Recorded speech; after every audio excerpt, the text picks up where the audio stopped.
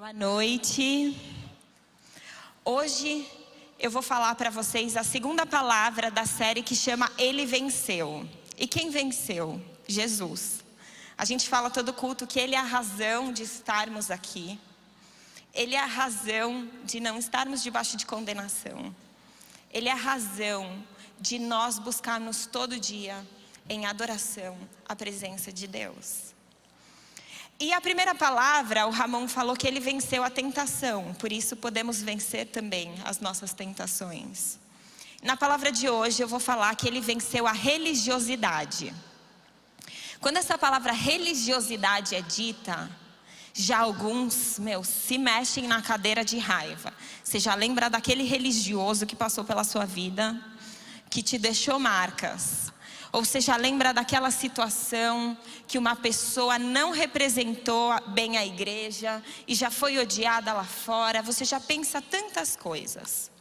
Então, para começar essa palavra, eu quero que vocês pensem comigo por que essa palavra religiosidade traz tanta ojeriza, irritação no meio da igreja. A palavra religião, por si só, não tem conotação negativa nenhuma. A palavra religiosidade, no seu significado, também não carrega sentido negativo. Então eu quero que vocês pensem comigo aqui. Vamos lá olhar o significado de religião.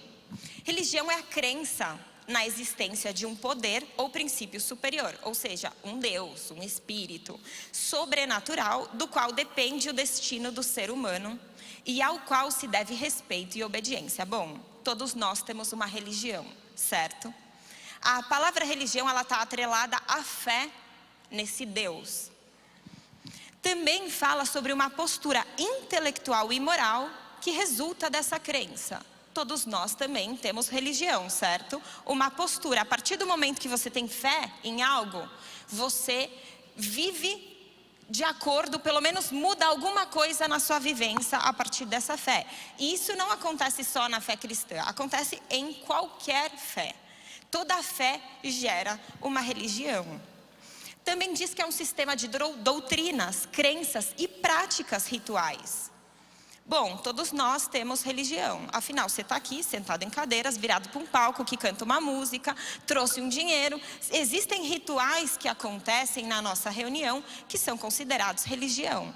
E essa religião também acontece nas outras fés. Mesmo que se as pessoas não entrem num formato de culto tradicional, elas têm práticas que elas fazem sempre por causa dessa fé. Religiosidade, qual o significado de religiosidade? É a qualidade daquele que é religioso. Alguma característica que vem de alguém que tem uma religião se chama religiosidade. Então, no conceito simples da palavra, religiosidade não é algo ruim. É simplesmente a característica de alguém que tem uma fé. Também pode dizer que é a tendência para sentimentos religiosos para as coisas sagradas. Ou seja, a partir do momento que você tem fé, e aquilo te gera algo interno, esse sentimento voltado ao sagrado, isso é chamado religiosidade. Então, a palavra em si, religiosidade, não carrega um contexto negativo.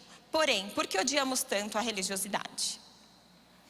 Porque, desde os tempos de Jesus, houve uma distorção daquilo que era a religião desejada por Deus. Bom, Jesus quando veio, todo mundo sabe que ele combateu a religiosidade da época, a forma com a qual a religião foi se desenvolvendo nos dias que ele veio como homem. Vocês sabem muito bem que ele veio com muito amor para os pecadores, mas para os religiosos ele foi duro, não é? Quem lê um pouco dos evangelhos vê como Jesus foi duro. Mas eu quero começar essa palavra com algo que nós precisamos saber. Jesus não veio condenar a religião, nem a lei. Jesus condenou um estilo de religiosidade que ele encontrou na época. O primeiro exemplo que eu vou dar para vocês entenderem isso é no batismo de Jesus, que está lá em Mateus 3, versículo 14 e 15. Jesus se aproxima de João Batista. João Batista pregava arrependimento de pecados, batismo para o arrependimento. Jesus chega em João Batista e fala: eu quero que você me batize. João Batista, cheio do Espírito Santo, olha para ele e fala: João, porém, tentou impedi-lo dizendo: eu que preciso ser batizado por você, por que você está vindo aqui?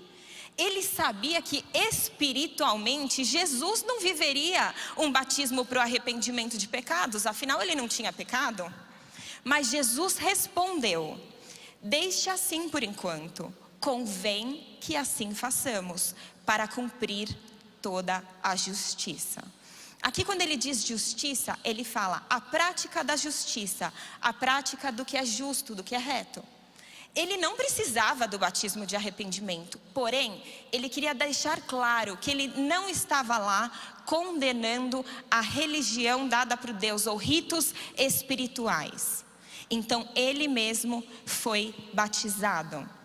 Nós também podemos ver que Jesus, ele não condenava a religião ou práticas religiosas em si, lá em Mateus 5,17. Vocês vão ver, igual nos tempos antigos, onde as pessoas esperavam o pastor virar a página da Bíblia para chegar. Bom, Mateus 5,17 diz: não penseis que eu vim revogar a lei ou os profetas. Eu não vim para revogar, eu vim para cumprir. Então Jesus não veio condenar a lei, ele veio cumprir a lei. E ele continua dizendo, e eu quero deixar claro, que nada vai passar da lei sem se cumprir. Não pode ser tirado um i, não pode ser tirado um tio. Até o final dos tempos, a justiça que está dita na lei acontecerá. Aquele que ama o meu mandamento e cumpre e ensina o que está na lei de Deus, esse vai ser considerado maior no reino dos céus. Mas aquele que não pratica, ou pior, que ensina errado, que diz que não precisa de lei, não precisa de justiça, práticas de justiça, esse vai ser considerado o menor no reino dos céus. Isso é a continuação do versículo 17, então até o 20.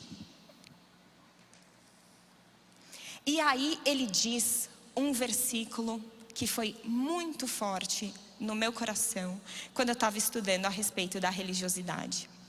Conforme ele vai dizendo, eu vim cumprir a lei, eu gosto daqueles que desejam que a justiça seja praticada. E ele termina dizendo, no versículo 20, porque vos digo que, se a vossa justiça não exceder em muito a dos escribas e dos fariseus, jamais entrarei no reino dos céus. Então, o objetivo dessa palavra não é que nós nos levantemos para achar os religiosos que merecem a nossa condenação.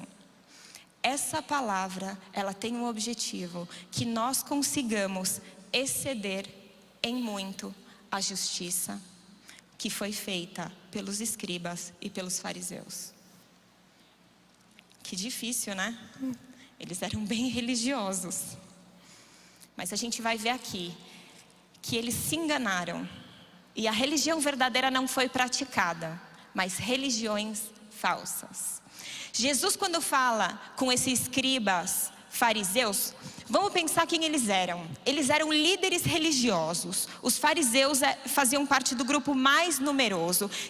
Estudiosos dizem que existiam por volta de 6.000 fariseus na região de Jerusalém. Eles eram os líderes que cobravam a lei do povo. O objetivo deles inicial era mostrar a pureza e a lei, para que as pessoas andassem em justiça, mas na verdade virou uma outra coisa. E quando Jesus chegou, e ele encontrou a situação, ele veio para quebrar essas novas religiões distorcidas que eles estavam vivendo. Então eu vou falar com vocês a respeito de 3 religiões que esses homens viviam e que nós não podemos viver. A primeira delas, a religião do julgamento. Bom, eu começo por ela dizendo que provavelmente você já imaginou que era sobre isso que eu ia falar. Todo mundo, quando pensa no religioso, já pensa aquele cara que sai julgando todo mundo. Ele fala que faz, mas ele está olhando para o outro querendo condenação. Quando você não faz nada certo, olha, aquele merece ser julgado, aquele merece ser punido. Então eu vou citar a história que Jesus viveu, que mais lembra as pessoas nos dias de hoje a respeito da religiosidade. Está lá em João 8, no versículo a partir do 1 até o 11. Vamos lá. Abrindo o meu...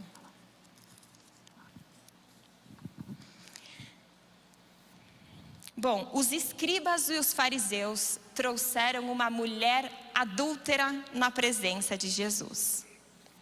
Isso aí era uma prática muito comum. Toda vez que alguém adulterava, principalmente se era pego em flagrante, como aconteceu nesse caso, a punição era o apedrejamento. Os escribas e fariseus que queriam condenar Jesus tiveram uma brilhante ideia.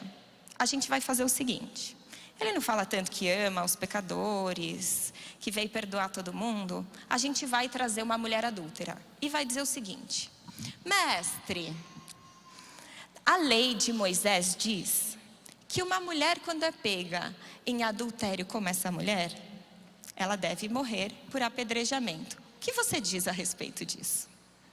Aí eles, muito espertos, pensaram: se ele disser não mata, eles vão dizer não cumpre a lei. Mas se ele disser mata, eles vão dizer: você não é aquele que não vem condenar os pecadores, que ama tanto esses pecadores? Olhem só, ele é como nós. Então eles pensaram: não tem saída para ele, ele vai condenar. Afinal, a religião é isso: condenação para aqueles que pecam. O que Jesus diz a respeito desse desejo do homem de julgar o outro?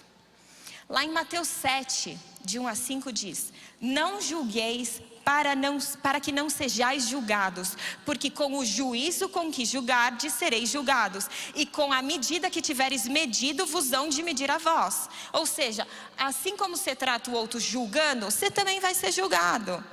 Por que você está olhando o pecado do outro? Seu hipócrita, olha o seu próprio pecado. Por que você está olhando o argueiro no olho do outro? Tira o seu primeiro. Você tem uma trave no seu olho. É isso que Jesus ensina a respeito de homens julgando a homens. Eu quero aqui contar uma história do meu cotidiano, falando a respeito desse pontinho no nosso coração que deseja o julgamento do outro. Eu tenho 2 filhos, para quem não sabe, eu tenho um filho de 8 anos e um de 2. Recentemente a gente estava lá em casa e eles estavam brincando.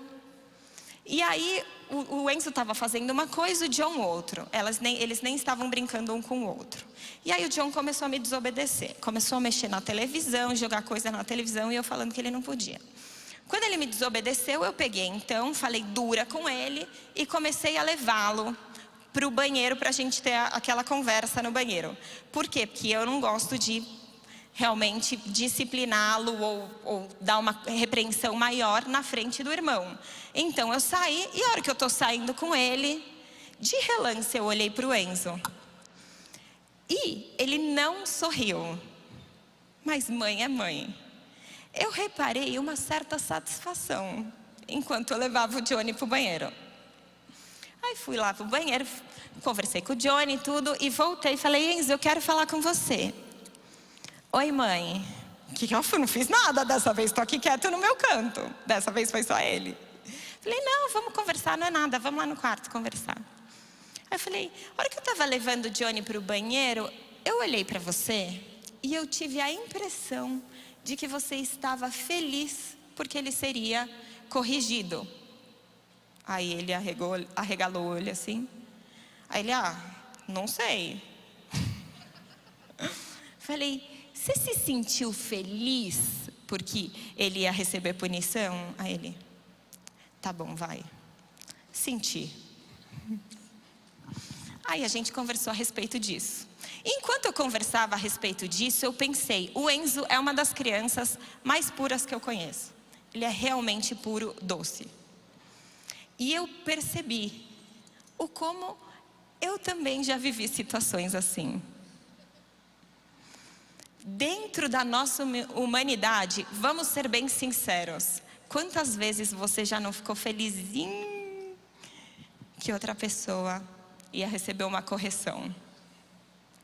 Quantas vezes você já não participou de uma roda de falar, você viu outra pessoa? Poxa, coitada, tá num sofrimento. Nossa, você viu o que aconteceu no casamento, no emprego, não sei o quê. Você viu, coitada. Mas também, né? Vocês já ouviram essa continuação? Mas também, quem mandou?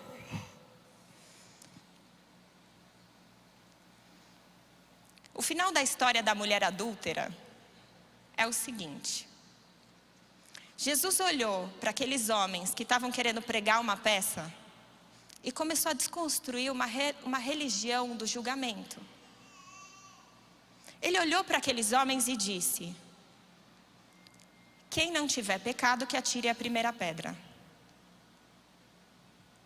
Alguns estudiosos dizem uma coisa que não está escrita na Bíblia, não é referente, mas eu vou citar só porque eu achei interessante.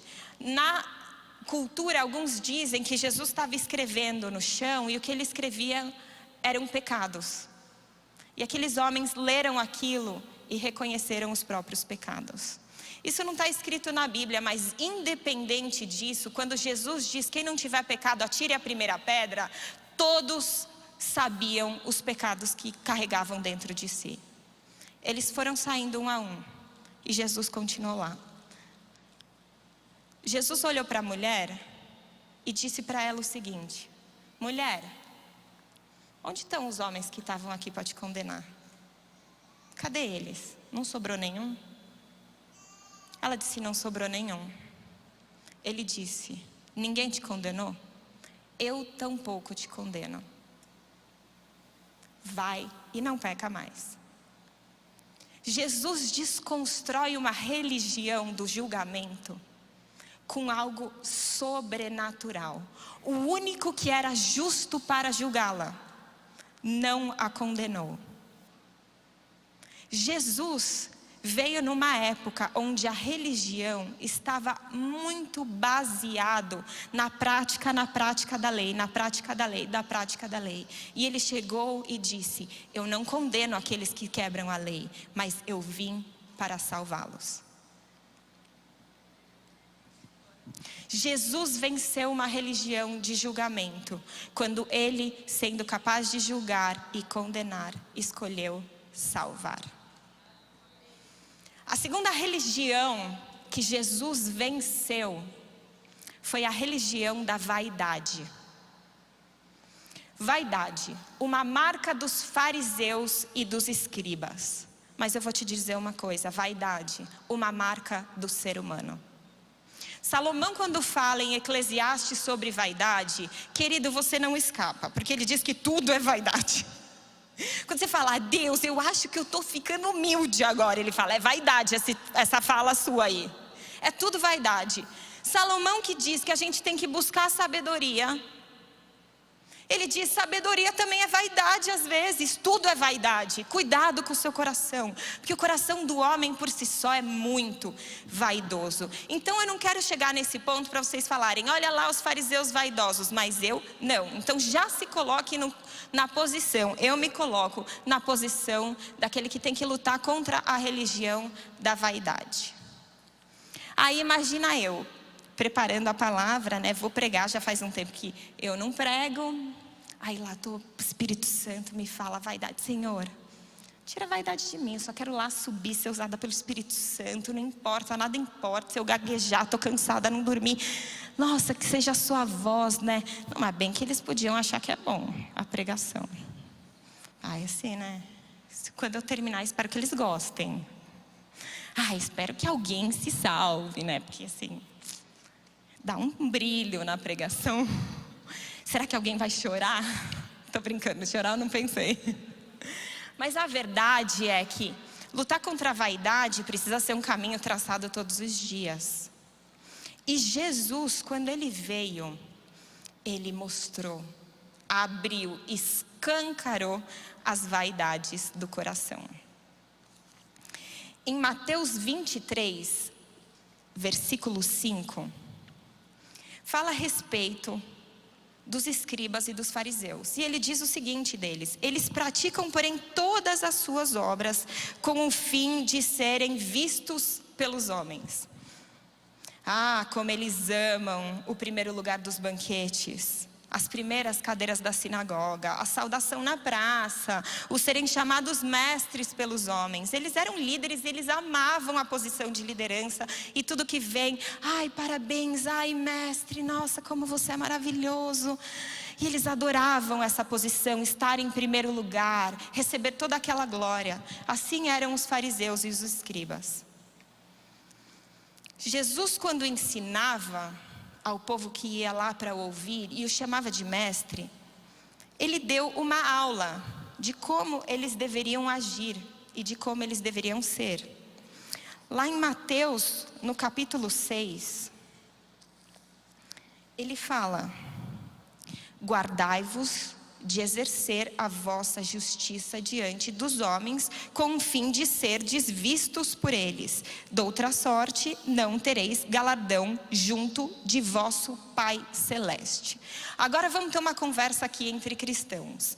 A gente tem já na nossa cabeça estabelecido aquilo que é bom, aquilo que é justo, aquilo que é reto. Ser bondoso com o outro, amar o próximo, dar oferta, dar a cesta básica, orar pelo irmão, ajudar a viúva. E nesse nosso caminhar de fazer o que nós achamos que é justo, muitas vezes nós nos colocamos e não percebemos, ou queremos nos enganar, na posição de gostar do reconhecimento dos homens. Então você vem no louvor e você adora. Aleluia! E aí você fala: meu, eu estou muito espiritual hoje. Aí você ora mais alto, aí você já lança línguas bem alto para o irmão ouvir. O que Jesus está falando, cuidado. Se você puder evitar de que as suas boas obras e a prática da justiça seja pública, se puder evitar, evite. Porque o coração tem vaidade. E se você alimentar a sua vaidade com a justiça, você perde o galardão que você vai receber no céu. Se você fizer o bem, olha que loucura, fazer o que Deus deseja e ainda assim não receber dele, mas receber dos homens, que desperdício.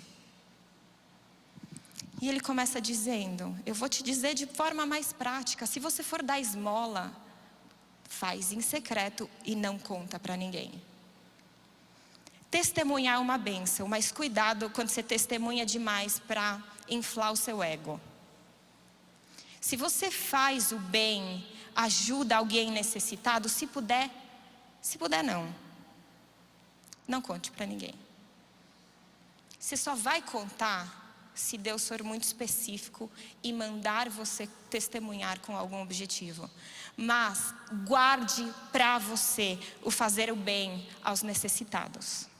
E ele continua, a partir do 5, versículo 5. E quando vocês forem orar, não façam como os hipócritas que gostam de orar de pé na sinagoga e nos cantos da praça para serem vistos dos homens. Em verdade vos digo que eles já receberam a recompensa. O cara está lá, aleluia, aleluia. E todo mundo, nossa, parabéns, parabéns. Não tem recompensa essa oração. Não tem recompensa de Deus. Já recebeu a recompensa na terra. Está todo mundo te olhando na igreja falando: uau, que crente, que crente. E for só isso a sua vida de oração, você não tem recompensa no céu. Tu, porém, quando orares, entra no teu quarto e fechada a porta, orarás ao teu pai que está em secreto. E teu pai que vê em secreto te recompensará. Na sua vida de oração, isso é algo seu com Deus. Você precisa viver uma profundidade, uma prática espiritual de oração, você e Deus. Você não pode guardar só para a maratona, porque você pensa, acordei 6 horas da manhã, vim até a igreja, levantei a mão, aleluia, orei em línguas e fui embora. Olha que esforço que eu fiz por Deus. Mas muitas vezes esse esforço está alimentado por uma vaidade religiosa. A minha mulher, o meu amigo, todo mundo vai ver como eu sou crente. Vou postar todo dia no Instagram que eu orei na maratona para o povo ver quão crente eu sou.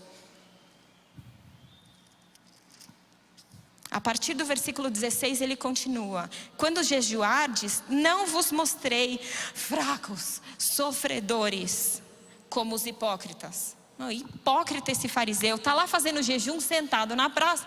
Ai, como eu sofro, porque eu jejuo por Deus, eu sou muito crente. Cretina, eu sou muito fariseu. Na época era bom falar isso, entendeu? Gente, eu sou muito fariseu. Hoje te falo, eu sou muito crente. Ele continua: tu porém, quando jejuares, unge a cabeça e lava o rosto, com o fim de não parecer aos homens que jejuas, e sim ao teu pai em secreto, e teu pai que vê em secreto te recompensará. O que Jesus está ensinando existem rituais espirituais de busca a Deus que são necessários, mas o intento do coração precisa ser se aproximar dEle. Se aproximar dEle. Se você só está seguindo um ritual religioso, porque todo mundo faz, e quem faz na igreja, cara, sobe o nível da hierarquia dos espirituais. Eu estou frequentando a maratona do Daniel, tirei a foto com o Daniel, estou no outro patamar espiritual. Quem vai na maratona, quem vai no monte, na madruga e posta. Cara, é verdade, tem gente que vai no monte por uma vaidade do grupo.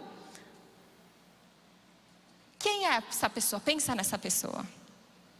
Brincadeira, era uma pegadinha. O que você tem que pensar sou eu?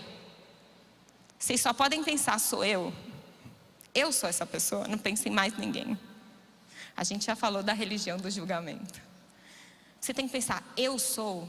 Quais são os rituais de justiça que eu pratico, desejando, lá no profundo do meu coração, que eu seja reconhecido pelos homens? Jesus ensinou que o reconhecimento dos homens, a intenção de ser reconhecido por homens, faz com que você não receba a recompensa de Deus. Então você me diz, Érica, você se esconde debaixo da cama e nunca mais sai. Tudo que você faz espiritual é escondido. Não é isso. Jesus também diz que quando você pratica boas obras, as pessoas vão ver isso em você e glorificar ao Pai. Essas boas obras são aquelas que você faz com a intenção correta e elas precisam ser feitas em público. Mas tudo que pode ser feito no secreto, faça no secreto. Oração, jejum, leitura da palavra, que seja com a intenção de se aproximar de Deus.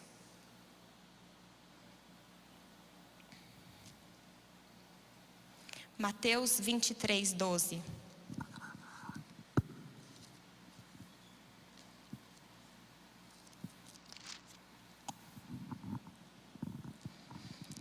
Quem a si mesmo se exaltar será humilhado, e quem a si mesmo se humilhar será exaltado. Jesus venceu a religiosidade, a religião da vaidade, quando Ele escolheu os humildes para exaltá-los.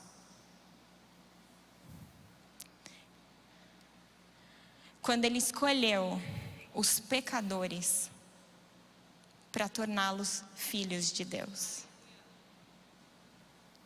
O ministério de Jesus na terra é marcado por sentar com os excluídos, os rejeitados, os humilhados, os sofredores, porque aqueles que o mundo estava exaltando, Jesus apontou as incoerências, as hipocrisias.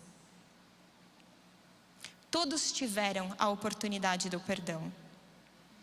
Mas a mentalidade espiritual de Cristo, que está completamente conectada com Deus, é uma mentalidade de o homem precisa conhecer a sua insignificância, para que seja tornado filho de Deus. Nós precisamos enxergar a nossa necessidade da presença dele. Ele escolheu exaltar os humilhados.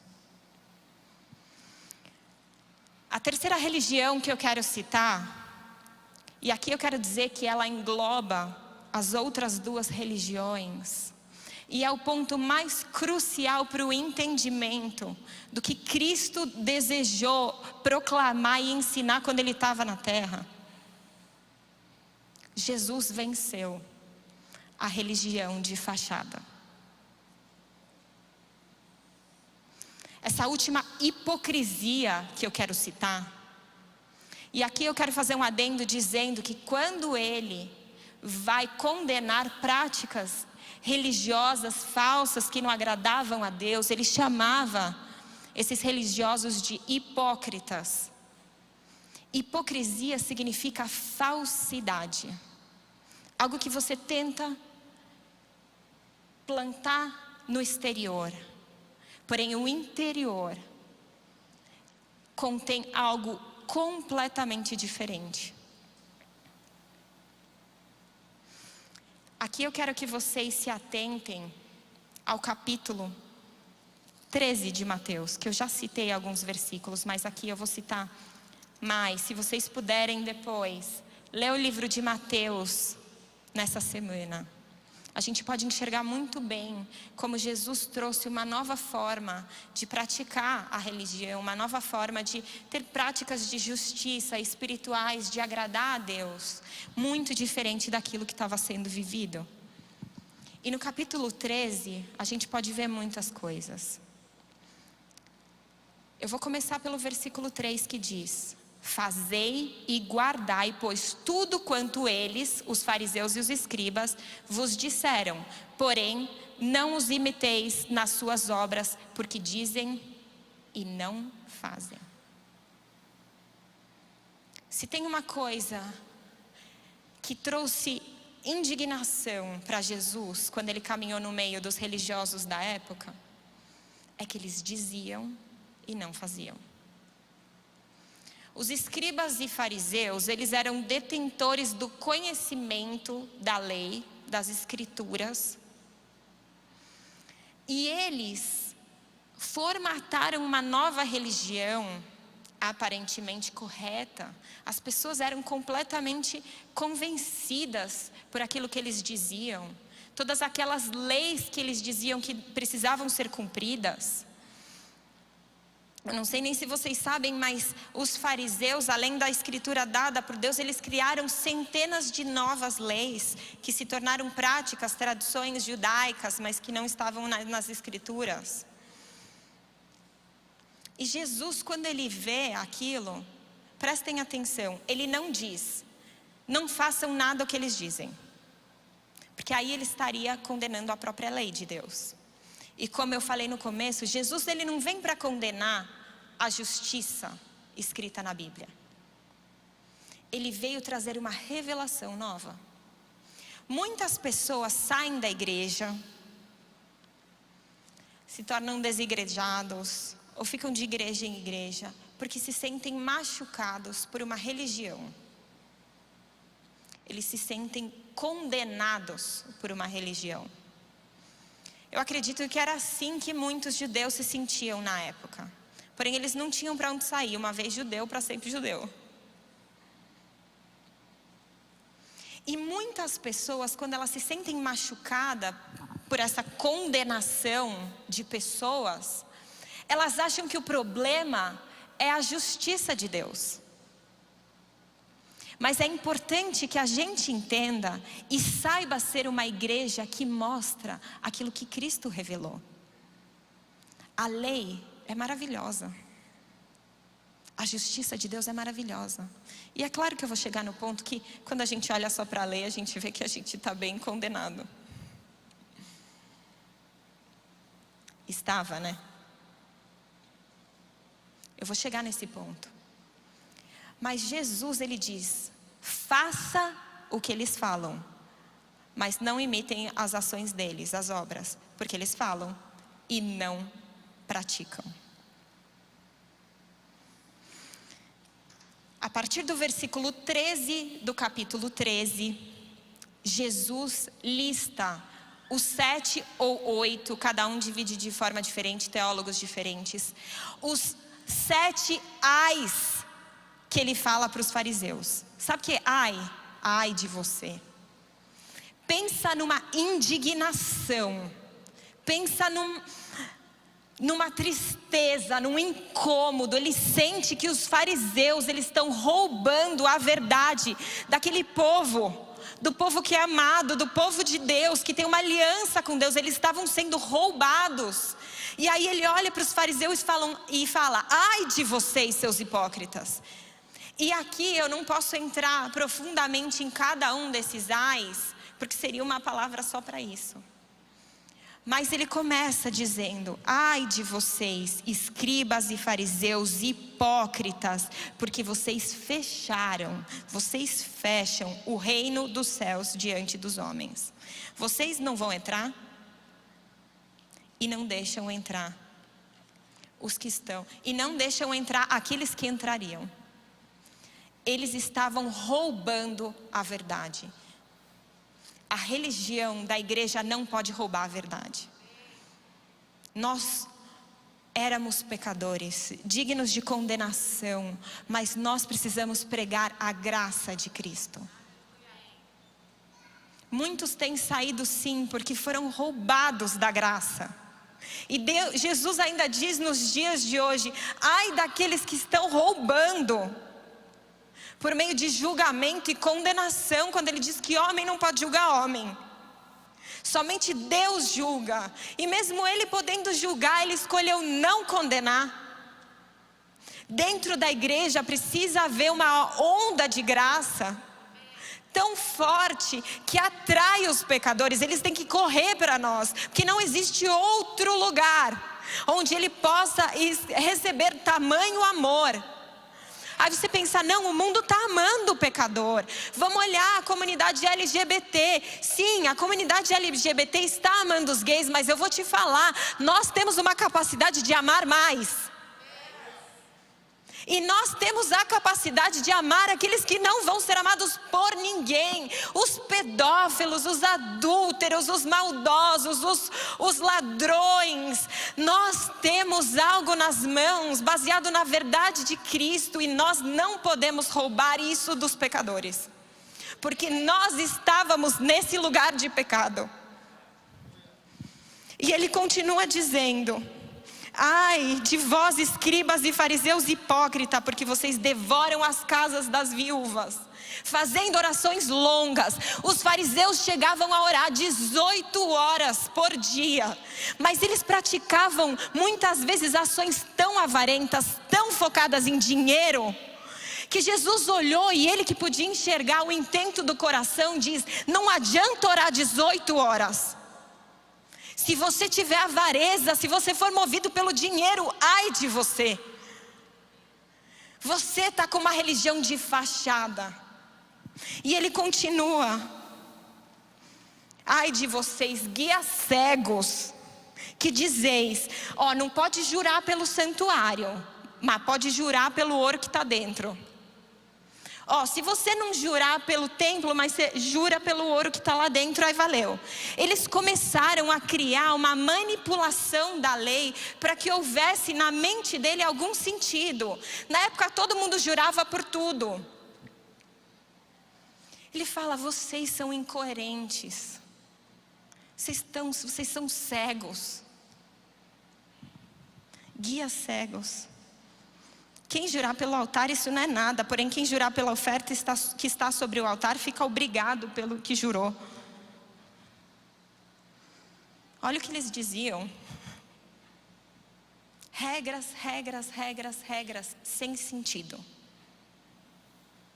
Ele continua: ai de vós, escribas e fariseus hipócritas, porque vocês dão o dízimo da hortelã, do endro, do cominho, e tendes negligenciado os preceitos mais importantes da lei. Para tudo. Quando eu li isso,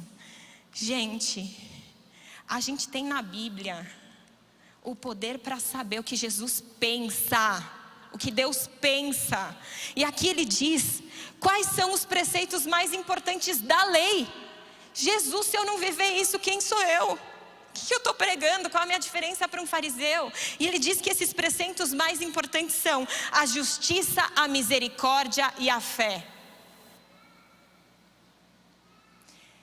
Você vai entrar na igreja, você vai dar dízimo, você vai fazer o louvor, você vai levantar a mão, você vai na maratona, você pode ir no monte, você pode fazer isso, você pode abrir célula, você pode fazer um monte de práticas religiosas. E aqui eu quero fazer uma observação muito interessante. Jesus fala aqui: devíeis, porém, fazer essas coisas sem omitir aquelas.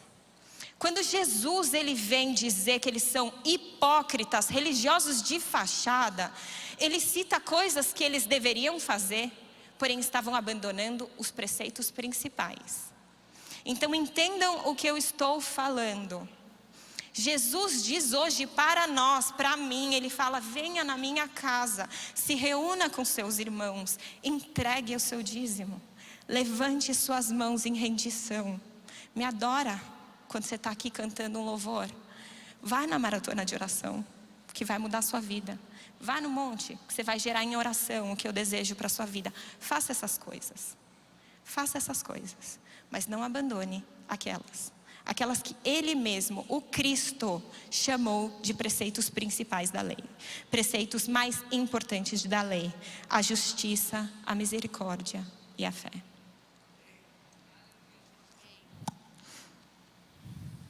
Ele continua: ai de vós, escribas e fariseus hipócritas, porque vocês limpam o exterior do copo, vocês limpam o exterior do prato, mas não limpa dentro. Fariseu cego, limpa primeiro o interior do copo, para que também o seu exterior fique limpo. Jesus trouxe uma revelação de que antes de tudo, sua preocupação tem que ser limpar o que está dentro. Gente, quantas vezes a gente não posterga a limpeza interna? O pecado guardado, o pecado da intenção. A intenção, aquela satisfação do outro sendo condenado, aquele desejo de reconhecimento humano, aquele ódiozinho guardado no coração, aquilo que está no coração e você fala: não tem importância, porque eu estou praticando tantas coisas na igreja, não tem importância esse pecado do coração. Jesus diz o contrário: limpa primeiro o que está dentro, limpa dentro do prato. Ele fala: pratica todos os rituais espirituais para mim, mas não se esqueça os preceitos mais importantes da lei. Ele aponta aquela religiosidade, aquela religião de fachada que estava acontecendo nos dias que ele veio. Porém, nos dias de hoje, nós ainda lutamos dentro da igreja com o mesmo problema de uma religião de fachada. Pessoas que querem viver de uma forma cristã, mas não estão tendo o seu interior limpo pelo Espírito Santo. O que Jesus deseja então? Aqui nós falamos nos 7 ais dos fariseus, como era, que foi condenado por Jesus. Como deve ser então? Eu vou chamar vocês para irem para o capítulo 5 do livro de Mateus. Aqui Jesus dá uma aula do que ele espera. Ouviste o que foi dito: não matarás. Estava na lei de Moisés, não matar. Eu, porém, vos digo que aquele que odeia pecou no coração. Os fariseus estavam muito focados na prática de que não poderia matar um outro ser humano. Jesus não queria que matasse outro ser humano, mas Jesus queria mais. Ele queria um coração que não odiasse. Ele continua: ouviste o que foi dito, não adulterarás. Eu, porém, vos digo que qualquer que olhar para uma mulher com uma intenção impura, adulterou. Eles estavam tão prontos para condenar o adultério físico, mas Jesus veio para dizer que Ele deseja um coração que tem uma pureza sexual.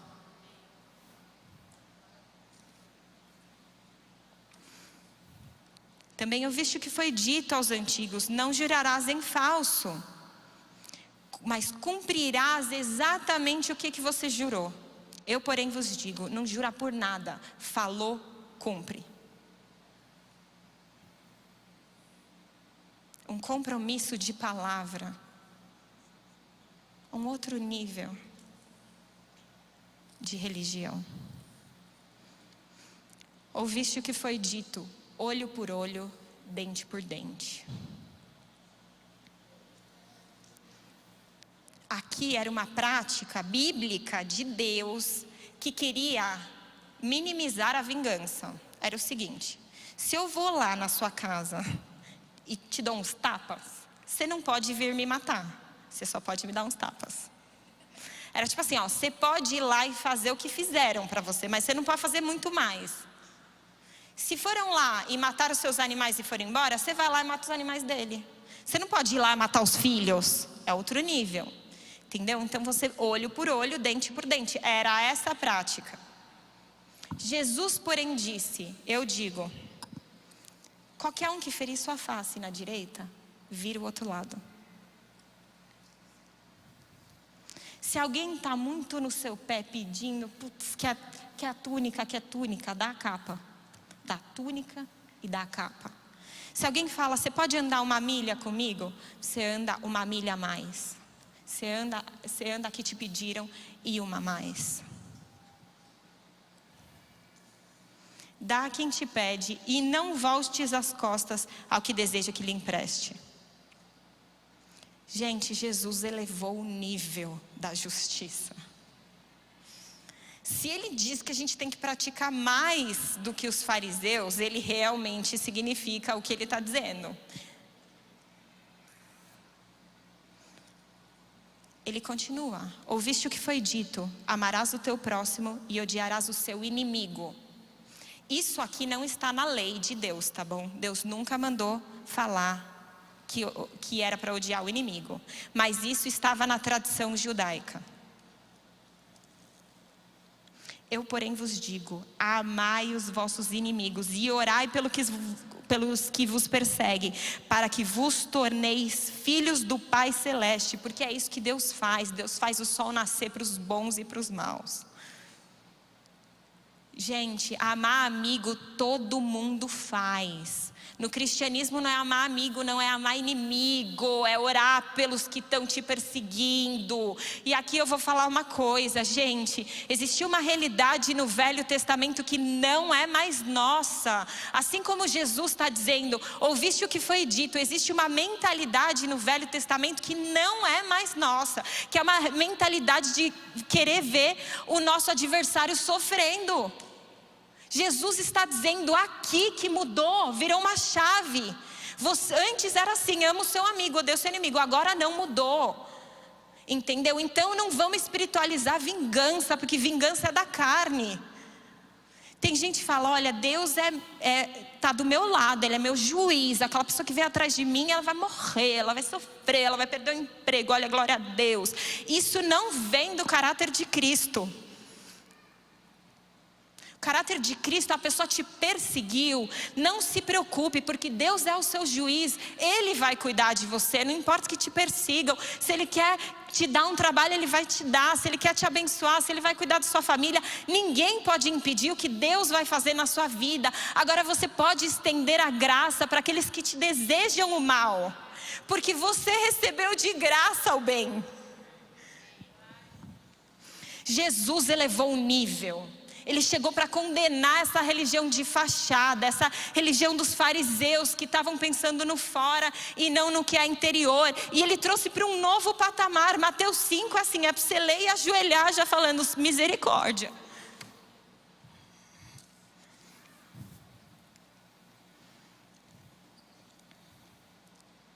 Sem o conhecimento da Bíblia, você será uma vítima da religião de fachada.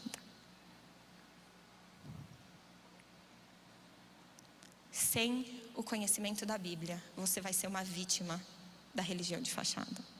Graças a Deus, nós temos uma igreja onde os pastores realmente buscam a palavra a Deus. Isso é um privilégio, mas a verdade é que nós sabemos que vocês não bebem só dessa água. Nos dias de hoje, ninguém bebe de uma água só. Você assiste a pregação na internet, você escuta outras pessoas, você escuta um podcast. Você precisa saber o que está na Bíblia, para que você não seja vítima dessa religião de fachada. Mas muito mais do que isso, sem a manifestação transformadora do Espírito de Deus, você será um representante dessa religião de fachada. Só existe uma única forma da gente não agir como um religioso daquela época. A nossa chance é o Espírito de Deus. Jesus, quando ele ensina tudo isso em Mateus 5, ele tornou a religião muito difícil? Não. Ele tornou a religião possível. O que Cristo fez foi amar tão profundamente pecadores que não seriam capazes de cumprir a justiça. O amor de Deus alcança aqueles que merecem condenação. E essa pessoa sou eu. Essa pessoa é você. O que Jesus veio fazer foi um ato de justiça e tomar para si a condenação de todos os pecadores, para que fosse justo a nossa redenção, justa a nossa redenção, a nossa justificação. E hoje nós estamos justificados. Deus não te olha como um religioso, mesmo quando você ainda não alcançou Mateus 5.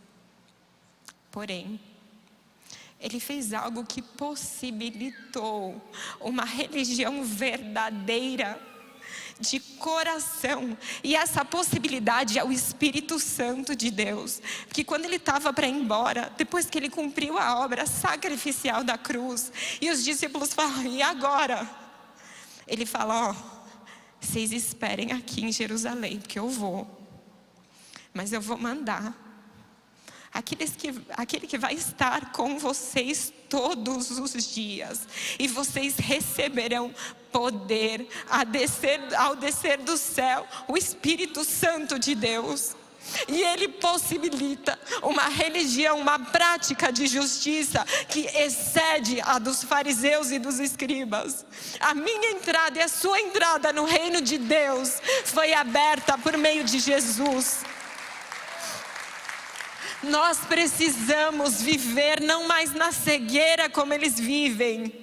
Quando Paulo fala, foi tudo de graça, é pela graça. Mas você vai continuar pecando? Claro que não. Você vai viver de fachada? Claro que não. Hoje Jesus possibilitou. Os fariseus botavam um fardo difícil demais de aguentar sobre o povo judeu, mas Jesus veio para dizer, eu quero que vocês sejam muito mais, mas eu tiro o fardo de vocês, eu tiro a impureza, eu te limpo, eu te preparo e eu ponho em você a raiz de Deus.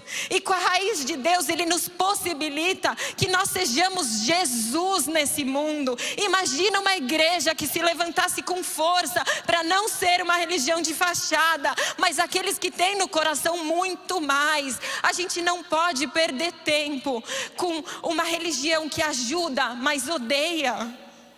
Nós podemos viver uma transformação interior que vai muito além. Vai muito além de só vir à igreja. É mais do que vir à igreja. Jesus disse, assim como Ele dizia para os fariseus, venha, mas seja transformado. Vá com a sua mulher na maratona de oração, ore com ela para que o Espírito restaure o seu casamento, mas deixe o Espírito restaurar o interior. Permita que Ele faça. Jesus Cristo venceu a religião do julgamento, a religião da vaidade e a religião de fachada. Feche os seus olhos. Nessa noite, quero que o Espírito fale no seu coração a respeito daquilo que Ele deseja. Hoje é possível viver uma nova profundidade de relacionamento com Ele e de atos de justiça. Porque Ele te purifica, Ele te transforma. Que você não se levante mais para ser o juízo do outro. Eu quero começar fazendo um apelo para aqueles que têm sentido do Espírito agora, que têm tido uma religião de julgamento no seu coração. Se você tiver sentido do Espírito e quiser se levantar, nós vamos orar agora. E juntos eu vou me colocar pedindo perdão por uma igreja que julga, mas não estende a graça de Deus. Uma igreja que se apropria do perdão e não está disposto a perdoar.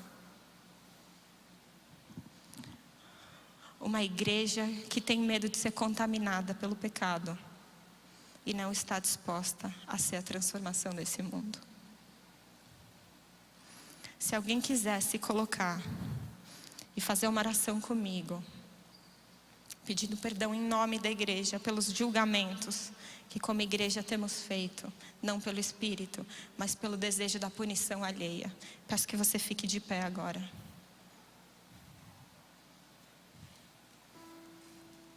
Espírito Santo de Deus, agora, é na sua presença e por meio do seu poder que nós pedimos perdão. Não queremos nos estender e ser juízes de homens, mas nós queremos ser a luz de Cristo para uma transformação desse mundo. Tira o ódio contra os pecadores, mas que nós possamos amar como o Senhor ama. Que nós possamos nos doar mais do que desejamos, em nome do Evangelho. Que nós possamos usar os nossos dias para que pessoas te encontrem. Assim como o Senhor disse para Pedro: Tu me amas, apacenta as minhas ovelhas. Senhor, nos levanta para ir atrás das ovelhas perdidas. Quebre em nós uma religião de julgamento e nos levanta como agentes de graça em nome de Jesus. Podem se assentar. Agora eu quero fazer uma oração para aquele que quer quebrar toda a vaidade do coração. Uma vaidade religiosa, uma vaidade que quer parecer bom para os outros, espiritual, mas que quer entregar para Deus agora o seu coração e pedir: limpa a minha vaidade e recomeça, que eu saiba buscá-lo no secreto e receber da sua presença, para que eu possa ter atos espirituais que agradem o seu coração. Se você quer fazer essa oração, eu vou pedir para você se levantar agora.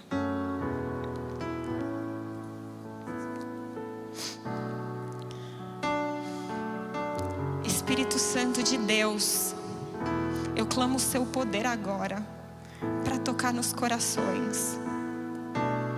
Senhor, que o Senhor possa dar um espírito de humildade, porque o Senhor diz: bem-aventurados e humildes, porque deles é o reino dos céus. Eu quero, Senhor, trazer o reino dos céus. Eu quero estar lá. Traz humildade, quebra toda a vaidade do coração. necessidade de reconhecimento, porque quem reconhece é o Senhor, e o Senhor pode nos preencher. Nos perdoa, Senhor, e levanta, Senhor, adoradores em espírito e em verdade. Jesus disse, quando ele falava com a mulher samaritana: é chegada a hora é agora, onde o Senhor procura adoradores que o adorem em espírito e em verdade. Senhor, agora eu vou fazer uma oração a respeito de uma religião de fachada, que pratica boas obras, mas que não tem vivido uma transformação interna completa. Eu acredito que essa oração é para todos, mas eu vou deixar à vontade quem desejar levantar e dizer comigo agora: Senhor, podem levantar. Senhor, como o Senhor Jesus disse, que o Senhor espera agora, é a hora de uma adoração em espírito e em verdade. E essa adoração, Senhor, não é só no meio dos louvores, mas é em todos os momentos, em toda a prática da justiça, para que a gente possa exceder aquilo que os fariseus e os escribas fizeram. Queremos uma adoração verdadeira, queremos um interior transformado, queremos amar e não odiar, queremos perdoar e não julgar, queremos lutar, Senhor, queremos ter espírito de humildade, queremos caminhar no espírito, queremos que a nossa carne seja morta, queremos uma igreja relevante, queremos, Senhor, transformar esse mundo, queremos ser reconhecidos sem abrirmos a nossa boca, que o Evangelho, Senhor, seja no nosso caminhar, no nosso trabalhar, no nosso abraçar, que o Evangelho esteja intrínseco no coração de todo cristão. Senhor, queremos uma religião de verdade, que adore em espírito, Senhor. Prepara a sua igreja, porque o mundo clama. As suas ovelhas perdidas ainda estão sem pastor, e nós queremos te amar, buscando as suas ovelhas, Senhor. Manifesta em nós essa igreja, manifesta a igreja que te agrada, somente por meio do seu Espírito. Sem o Senhor nós não somos capazes, mas o Senhor é aquele que capacita, o Senhor é aquele que perdoa, o Senhor é aquele que transforma. Vem com uma onda, Espírito Santo. Igreja, é possível viver muito mais. É possível viver muito mais, para a honra e glória do nome de Jesus. Agora podem permanecer de pé. Eu vou fazer um convite especial. E o meu convite é para aquele que nunca entrou no corpo de Cristo. O que significa isso? Para aquele que se sentiu durante muitos anos não convidado por essa religião. A religião que só apresenta uma lista de obrigações que são muito difíceis de cumprir. A religião que olha para os pecadores e declara o quanto eles merecem a condenação. É uma religião que afasta. Mas hoje eu quero dizer que existe um Salvador muito amável, que está na porta e bate. Todo aquele que deseja abrir a porta para Ele, Ele entra e Ele faz comunhão com você. Jesus Cristo, o que Ele fez foi amar quando nós ainda éramos pecadores, completamente indignos. O que a gente merecia era condenação. Mas Jesus ama, Ele ama até hoje os pecadores, todos nós. Aqueles que ainda não têm a Cristo, aqueles que fazem coisas que Deus abomina, Ele ama. Ele ama profundamente. A Bíblia diz que é por eles que Ele morreu, por nós que Ele morreu. E Ele diz: eu quero que seja a minha presença que te mude. Você nunca teria força por si só, mas eu quero que você me conheça como Senhor e Salvador. Se existe alguém que tem vivido religião de fachada, ou aquele que nunca quis fazer parte dessa religião, porque é uma religião má, religião dura, mas que hoje o Espírito está dizendo e te chamando: vem, vem. Quero perguntar, se você gostaria de aceitar Jesus e toda essa obra de graça, de amor, vou pedir para você levantar a sua mão.